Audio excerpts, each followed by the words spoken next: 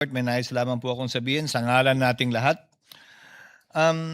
Magkakaiba man ang ating pananaw at bagaman magkakatunggali ang magkabilang panig dito sa impeachment court, may mga bagay-bagay na dapat pinagkakasunduan at pinagkakaisahan natin.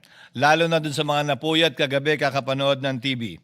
At para sa akin ang isa po dito ay ang tagumpay at kampyonato ng ating magaling at magiting na kababayan na si Alex Ayala sa DC Open. Kaya't sa ngalan ng Senado, ng mga Senator Judges, mga kawani ng Senado, sa ngalan ng magatunggaling mga partido ng impeachment trial, nais po naming ipabatid ang aming nagkakaisang pagbati kay Binibining Alex Ayala sa kanyang panalo at kampyonato sa DC Open, tunay na ikinararangal at ipinagbubunyikan naming lahat. Congratulations sa iyo, Alex.